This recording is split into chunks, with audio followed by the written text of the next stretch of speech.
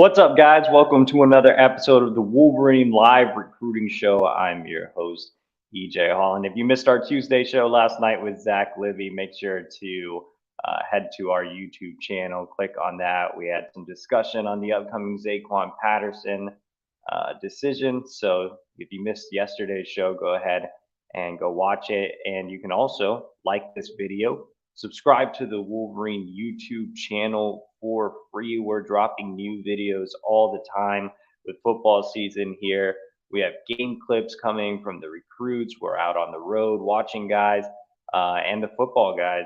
The team is right around the corner. You know, the big house is going to be rocking. So make sure to subscribe to our YouTube channel for everything on Michigan football as well. You get alerts every time we drop a new video. So subscribe for free and like this video. This is the Q&A show, guys, so make sure to leave your questions in the comment box and I will get to them in the order they are asked.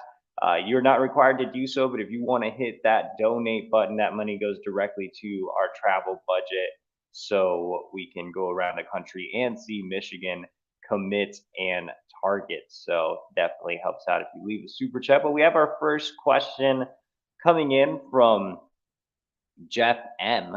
And he says, considering the quality of the competition, the facilities, the dining choices in the city, what are your 5 favorite places to watch a high school football game? That's an interesting question to start off for sure. Obviously, I've covered games and I want to say like 40 different states. So yeah, I definitely have made the rounds. I want to say one of my favorite places to cover a game has been St. John Bosco in California, in Southern California, obviously. They have a great stadium down there. The food's great in LA. You can check out the city and have a good time. So definitely St. John Bosco would be one to come to mind. Allen, Texas is my favorite. If you've never been to Eagle Stadium, it's the best high school stadium in the country. So and it's back home. Obviously, I'm from Dallas. I covered Kyler Murray there on numerous occasions. The best player I've ever covered of all time. So Allen's Eagle Stadium is definitely one that comes to mind. I'm not going to say a particular stadium. I've been to a few out there, but anywhere in New Orleans is always a good time as well. The food is can't be. I know I'm from Texas, but I mean Louisiana's food is incredible. The Cajun food. Just walking down Canal Street and then covering a game there with the talent they have in Louisiana is pretty awesome for sure. Definitely down in Miami. I've been to a few games there. Food's great as always. You can enjoy South Beach. I've been to a St. Thomas Aquinas game in the past, and I really enjoyed my time there covering Jaden McBurrows and Jaden Hood. So that would definitely be on the list for sure. And if I had to pick one in the Midwest, I definitely want to pick one in the Midwest for sure. If I had to pick one in the Midwest, it would probably just be West Bloomfield, to be honest. I mean, there's been so many great guys that I've covered out of that program. Donovan Edwards, Amir Herring, Maj Morgan, and I know the stadium isn't anything super amazing, but it just feels like home. Like there's just a family environment around West Bloomfield, or there had been over the last few years. I always enjoyed covering, a game in West Bloomfield, getting a Detroit Coney. So definitely would go with those 5. Let's go down to Eric Miller and let's get to some Michigan recruiting. Love the high school football questions, though. I am a high school football fan for sure. If you guys don't know, I mean, high school football is like my favorite sport. I would rather be at a big high school football event than be at a big college game or an NFL game. It's just something that I've always loved to do. That's why I'm in recruiting. So let's get to recruiting. Who are we most likely to flip before signing day? So good question here. uh, there are obviously some flip candidates both ways, right? So when you look at Michigan's class right now, they just lost Elias Rudolph, and they are in jeopardy with the Smith twins. Gerard and Jacob Smith are both, threats to lead the class. I think Kentucky has done a really good job with them lately. Um, I also think the move back to Kentucky is something that is playing a big role in favor of the Wildcats. So I recently switched my predictions for Gerard Smith and Jacob Smith to end up at Kentucky. And you see the Wildcats have an 82.3% chance of landing both of them. So if Michigan loses on Gerard and Jacob Smith, the Wolverines are going to have to work on flipping some guys late in the cycle at both of those positions along the defensive line, and especially at edge with Elias Rudolph going off to Miami. And Michigan definitely needs to hang on to Dominic Nichols as well, who's still getting some interest from Clemson and Wisconsin.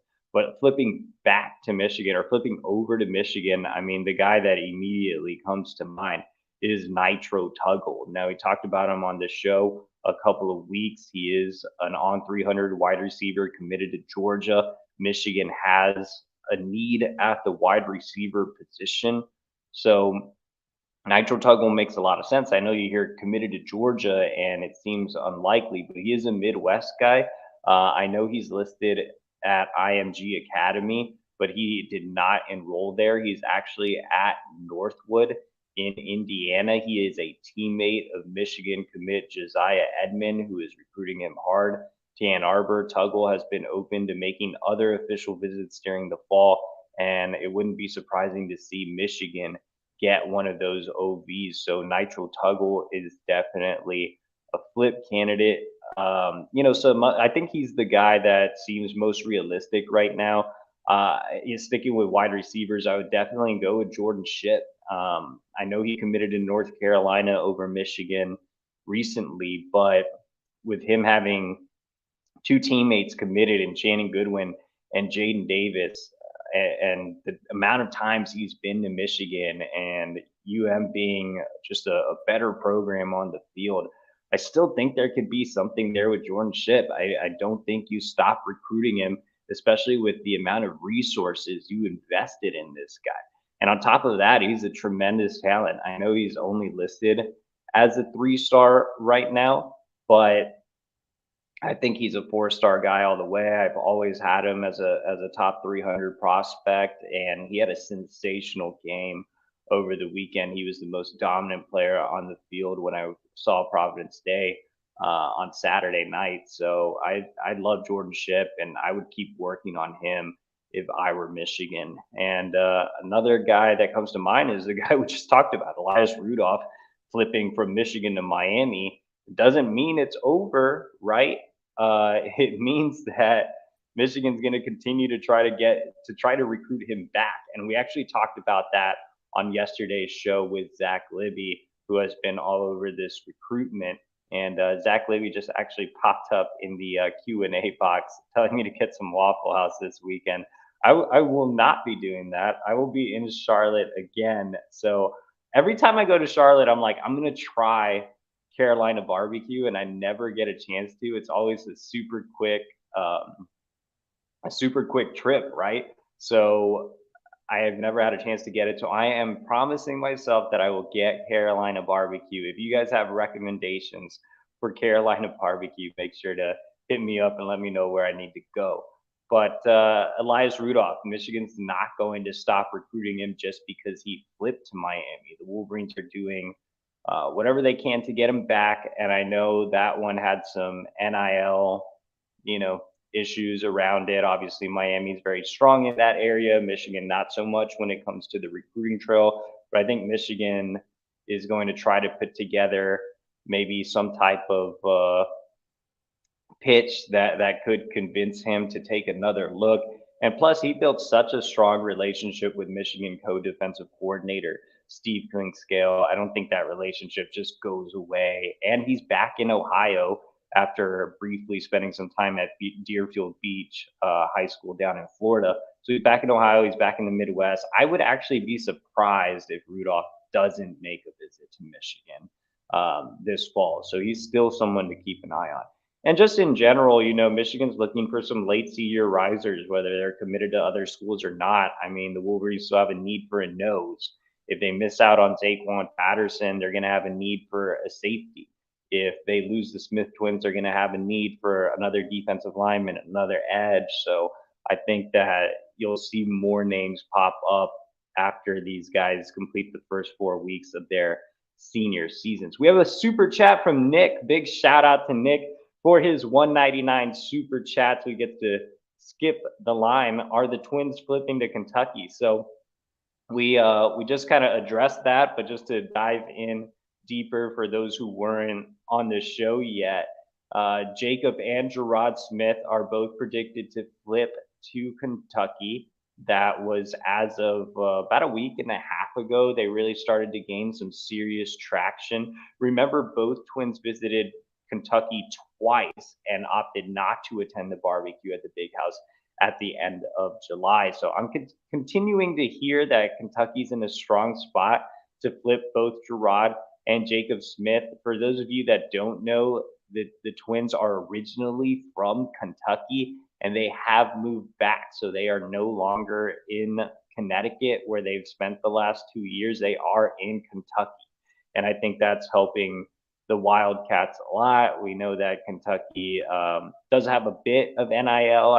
It's probably not as strong as a Miami or an Oregon or anything like that, but I do think Kentucky's NIL program is something to watch. So, yeah, right now I'm a little pessimistic about Michigan keeping both Gerard and Jacob Smith. All right, guys, we have a message from our new sponsor this week, Susie Surma with Modus Realty. Are you ready to buy a home? This is one of, if not the most expensive purchases you'll ever make. Having a realtor who listens and cares about your needs is crucial. Susie Surma is the right local expert for you. Susie includes a free buyer's consultation to uncover your home buying needs, maximize experience and efficiency. Email her today at susie@modusre.com. That's MOTUSRE.com. Let's face it, the market has been challenging for buyers. The critical piece you might be missing is having the right agent. Using a realtor that has superior knowledge and negotiation skills is a key to closing on the home of your dreams. Local expert Susie Surma is your answer. Not only does she know the area, she's a fierce negotiator. Why not build equity now? Contact Susie Surma to start your customized home search today. Call Susie at 248-767-5633 or email her at susie@motusre.com. All right, so a special shout out to Susie Surma for sponsoring tonight's show. Let's go down to our next question. And it's P. Maximus, and he says, why is everyone so hyped about our defensive line when TCU torched us on the ground for over 230 yards? And that was with Mozzie Smith, Mike Morris, and our returners. So obviously, this is the recruiting show, not the team show. So I think our team guys would be better fit to answer this. But I will say this, Michigan does have Mason Graham and Kenneth Grant. And those were two of my favorite recruits to cover during my time on this beat. Mason Graham obviously made a huge impact as a freshman starter last year. I think he's going to progress even more this year. And Kenneth Grant, you've seen kind of the flashes, but he's that massive nose that Michigan has wanted in this scheme. And I think that he's in line to have a huge year. So I'm interested to see how the defensive line does. But, Mike Elston's a great developer of talent. I think he'll have those guys ready to go. P. Maxima says, what's the deal with the Bobby Canka suspension? So Bobby Canka, Michigan's 2025 commit, is suspended for the first 2 games of his junior season. That is because he transferred over to Howe High School, so it's nothing that he necessarily did wrong or anything, like that. It's not some type of major character issue or anything. It's simply a transfer location, and they ruled in favor of suspending him for 2 games, which is a little disappointing. But he's been working out with the team. He, I think is comfortable with his new program. Our Zach Libby was out to see him a couple of weeks ago in Hal. In fact, Zach was going to go see him this week before the suspension was handed down. Instead, he'll be seeing Avery Gack at Birmingham Grove. So I think that, the suspension probably wasn't warranted. I mean, guys move schools all the time. So I think right now it's just one of those things that he has to get through. But I'm interested to see how Bobby Canka does as a junior. I'm definitely interested to hear what Zach has to say about him when he sees him later on in the season. I'm sure Zach will be checking out his game for sure. Let's go to Leo Gerstein, and he says, "How are we doing with Bryce Underwood? Thanks for the show as always." So Michigan's in that top two right now with LSU.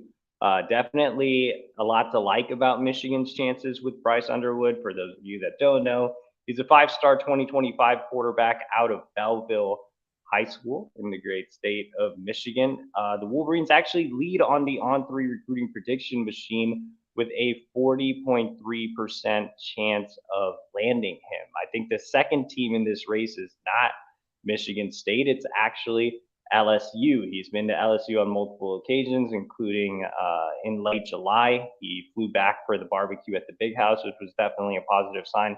Look, on the Michigan front, he has a great relationship with Kirk Campbell.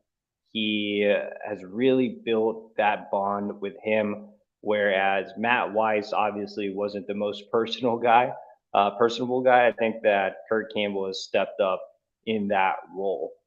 So he has a great relationship with Kirk Campbell. He also has a great personal relationship with Jim Harbaugh, Michigan's head coach.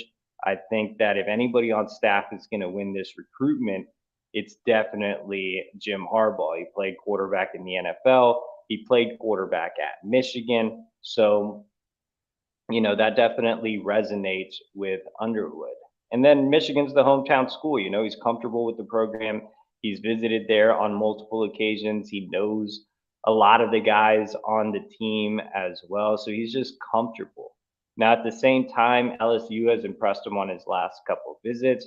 He's always had a wandering eye for the South. The opportunity to play in the SEC is something that's always been appealing to him. I think Brian Kelly and his staff have done a tremendous job with Bryce Underwood as well. So, the Tigers are a team to monitor, and we always have to mention NIL, right? When you're looking at such a high profile prospect, I mean, the most important position in football, the number one overall guy in the country. If this comes down to NIL, that's certainly not in Michigan's favor, as we've seen over the last 2 cycles. And when we talk about NIL, we're not talking about NIL for the team. Michigan's doing a good job of getting their guys deals and putting on events and things of that nature. But when it comes to recruiting, there's still no set plan. There's nothing that you can pitch to these recruits that's concrete. And that's not necessarily the case for other schools. So I think LSU has the upper hand when it comes to NIL. And if that is a factor for Bryce Underwood when he makes his decision in January, then, that doesn't spell good news for Michigan. Right now, it's too close to call. I think it's 50-50.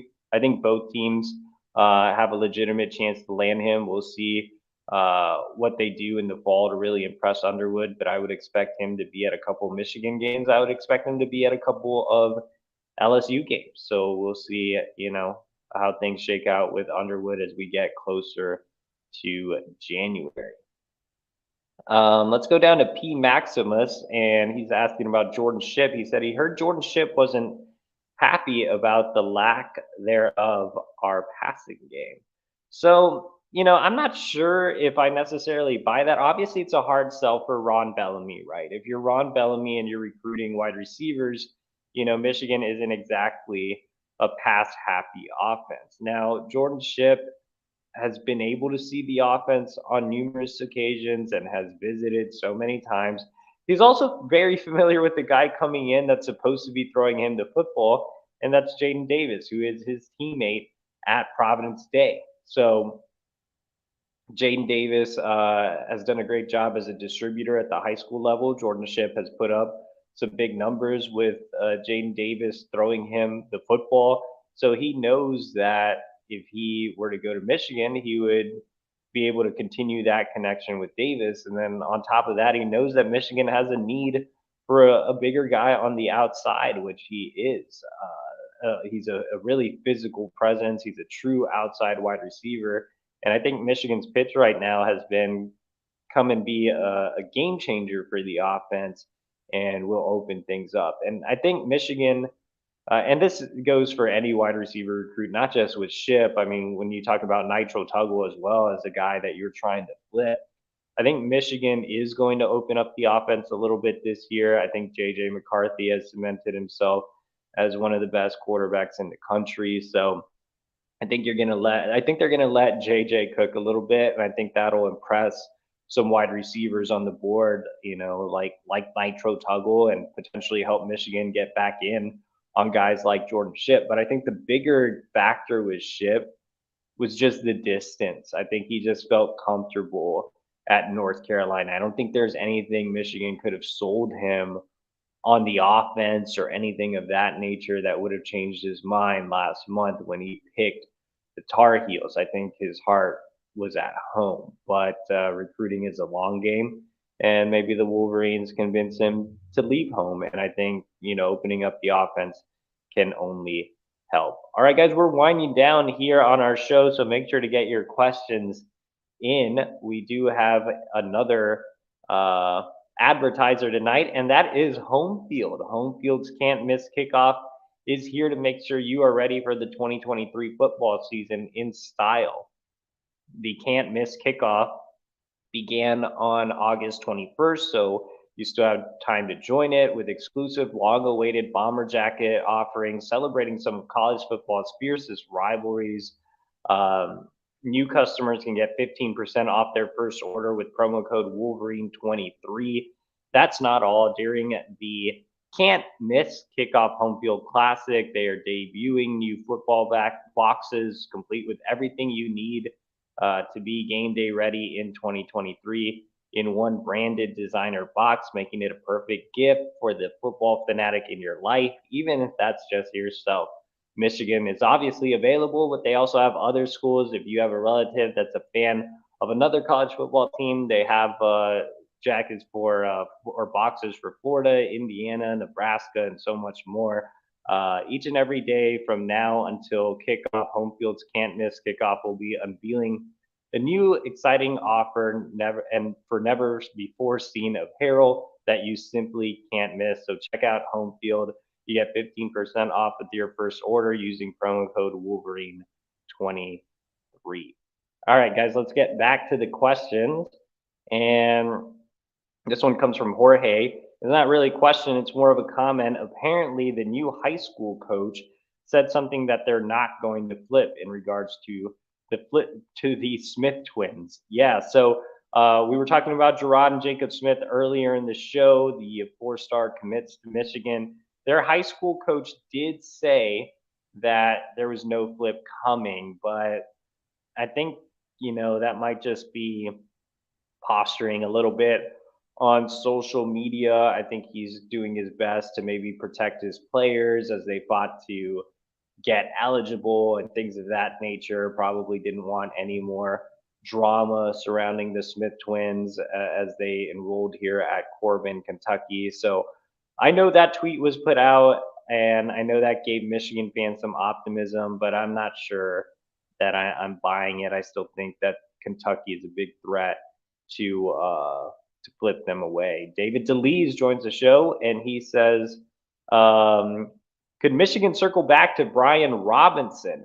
Yeah, Brian Robinson's definitely an option back with since forever, and recently circled back with a phone call. But Robinson, an on 300 prospect out of Ohio, he visited Michigan on numerous occasions last year, and in the offseason, Michigan was once the leader on the On3 recruiting prediction machine. He made an official visit to kick off June. So they are very, very familiar with Brian Robinson, who is now at Westerville North High School. So, for those of you that don't know, Brian Robinson did have a bit of a tumultuous offseason, changing high schools. There were some comments from his father that made the rounds on social media that didn't necessarily portray Robinson in the most positive light. But, I've had nothing but positive interactions with Brian Robinson.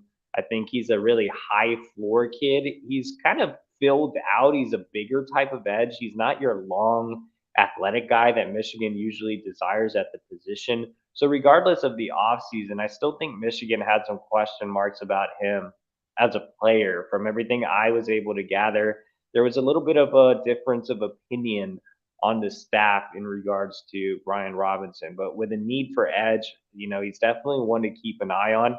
Kentucky is considered the leader here, but I'm not sure how hard Kentucky is pressing right now. It seems like a lot of schools have kind of started to keep Robinson warm. And I know he's ranked really high. You see, he's ranked a top 200 prospect across the board, including a top 100 prospect on two of the of the four major recruiting services. So I think he has talent. I'm just not completely sold on him being, the solution. But with Michigan having that need, I think Robinson is a guy to, keep on the board and just see how things kind of shake out. Matthew Hutchison says, new place, EJ looking good, brother, killing it. Appreciate it. Did get a new place here in Norfolk, Virginia, so temporarily living here for the next few years. So yeah, moving was a pain though. Let's go down to oh look, Nick says, what is stopping donors from boosting NIL? So before I dive into Nick's super chat, which we appreciate your super chat, it goes straight to my travel budget so I can see top recruits around the country. I do want to invite you guys to subscribe to the Wolverine.com today. We're offering a special deal, $1 for 1 month. That gets you premium insider recruiting information, team information, basketball recruiting, NIL transfer portal, and so much more. Over on the Wolverine.com, if you're not a subscriber, you want to take advantage today, especially with us hitting the recruiting trail and the football season right around the corner for Michigan. $1 for 1 month. You can't beat that. I think this will probably take up a whole show if I wanted to get into it. But I think right now the biggest thing stopping Michigan donors from boosting NIL is Michigan. I think Michigan holds itself in a different value than some of these other schools that are just willing to give recruits upfront money for play. I think Michigan wants you to kind of earn that money. They want to do things the right way, and they want to have that base salary model in place. So they make sure to take care of the guys already on the roster having success first, as opposed to recruits. And they also want to keep that culture that Jim Harbaugh has built within the program. Now, that all sounds great, but in order to get high level recruits, you're going to have to play the NIL game. And I don't think there's any right and wrong when it comes to NIL because nothing is truly illegal. There's no enforcement of laws when it comes to recruiting, unless you buy a guy a hamburger or something like that. But when it comes to NIL, there's really no government from the NCAA. So I think, at some point, Michigan's going to have to adapt or put that base salary model in place and attract the right guys. But right now, we've heard soon, soon, soon forever, and there's still no concrete plan. Even that base salary model would be a big step forward because it's something concrete that you can give to recruits. You can say, hey, if you're a quarterback at Michigan, you make a base salary of 60,000, or if you're an offensive lineman, you make a base salary of 50,000, or whatever the numbers are, right? At least there's a concrete number. So over 4 years, if you stay, you'll make $200,000 or whatever the case is. Plus, you get great deals. Here are some examples of NIL deals that JJ McCarthy's done, or that Blake Corum's done, or that Will Johnson's done. And so I think that would be a step in the right direction. I think that's something that Jim Harbaugh has wanted to put in for a while, and it just hasn't really happen. So I'm not exactly sure why they haven't gotten that base salary model rolling, but in terms of boosters just spending money left and right, I'm not sure that will ever happen. Let's go down to B Will, and he says, "Do Bryce Underwood and JJ McCarthy have a good relationship?" Yeah, Bryce has had a chance to spend some time with JJ McCarthy on campus, and I think that only helps. JJ won't be on campus when Bryce arrives if he commits to Michigan. So I think having JJ help recruit Underwood is big. JJ obviously has this huge personality and can connect really well to guys, and I think he's definitely helped out Michigan with Underwood. I think Underwood seeing JJ have success at Michigan is big. And I also think JJ not being there is big for Underwood too, because he'll have a chance to go in and compete for that starting job right away. I don't think Jaden Davis really scares Bryce all that much. So he knows he'd have an opportunity to come in and be a true freshman starter. And seeing, JJ potentially open up the offense this year will help even more than whatever JJ can do from, just a personal recruiting standpoint. All right, guys, we've gone over the 30-minute mark. Let's go ahead and answer the last few questions with a rapid fire. B. Will follows up his question on Bryce Underwood, and he says, "How good of a price prospect is Bryce Underwood? Is he Trevor Lawrence level?" I mean, yeah, we're talking about the number one quarterback in the country, the number one overall recruit nationally. I mean, he is a special prospect. He's a unicorn of a prospect. He's a big frame pocket passer that is also a threat with his legs. He has a cannon for an arm. He's a really smart, cerebral kid. He won a state championship at Belleville as a 14-year-old. He just checks all the boxes.